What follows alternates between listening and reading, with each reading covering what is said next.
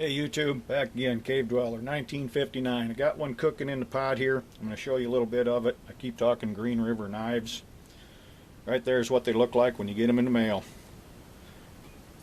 All of their blades, high carbon steel, cost you 12, 13 bucks, just like that.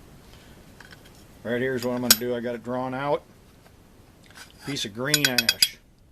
Very tight line in here. I don't know if you can see that. Seen on the other videos how I make them. That's going to be glued to that side. That's going to be glued to that side. The knife we see when we're done is hiding right in there. All we got to do is bring it out. Green ash. I've done one other long time ago. That's what it looks like right there. Oh, if I get some decent pictures of that. It's got some nice grain line in it. I really wasn't into it at that time. I just threw some scales on there, threw some stain on, sealed it. That's what I'm shooting for right there.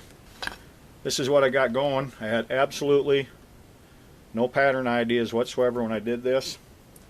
All I was trying to get is how fine a line, how much detail.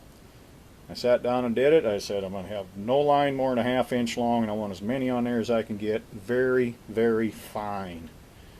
Some of them are pretty fine. Very fine, matter of fact. I got done looking at this. I said, you know what? That looks like scrambled eggs in a frying pan. Of course, the next thought, this is your brain. This is your brain on drugs. This knife from here out is going to be called Brain Dead. Next time you see it, you'll have that piece of wood on it. I bet it's going to look pretty good. Back in a flash. Hey, we're back already. Been about 6-7 days since you last time saw this when it was in yellow coming out of the solution. I've got a holster, not a holster, got a sheath started for it, piece of buffalo leather, a lot of work left on it, square the hole up, do some stitching, burnish the edges, a lot of work, neat little hobby. Good looking knife, needs a good looking way to carry. That is what she looks like when she's done today. That sat in the ferric solution for about 1 hour and 20 minutes. It's a very deep etch. Green ash on the scales. Sandback smooth. Raised grain a couple times. Hit it with some maple stains. Steel wooled that back about 80%. Hit Lancaster maple over the top, which is a reddish colored stain. I like some red in my wood. It's come out pretty nice. Not the most incredible piece of wood I've ever seen, but when it comes to knives, a bad piece of wood is way better than a good piece of plastic. Plastic makes fantastic beer coolers and lunch buckets, but it has no place on a knife. High carbon steel.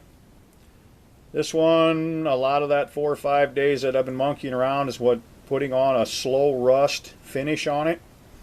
There again, it's technique. It's nitric acid solution. Technique used by old-time gun makers all the way back, I know, starting already using it in the 1700s. Nothing new. Just a way to keep the high carbon steel from rusting out. Very efficient. It works. It's one thing nice about high carbon steel. There's several different ways you can finish it. You can actually just leave it if it's a daily use. Let natural patina build up on it. Basically, you ever seen the old grandma's butcher knife that's been around 50, 60 years? It's not rusted. It's called patina. It will not rust anymore. Normal, today's firearms, bluing, that works very good on it. Gives it a nice look to it. Nice look to it, excuse me. Anyway, that's got a lot of detail on that knife. That'll look good hanging on anybody's belt. That is Brain Dead. I'm Cave Dweller, 1959. Thank you very much for watching. Have a great day.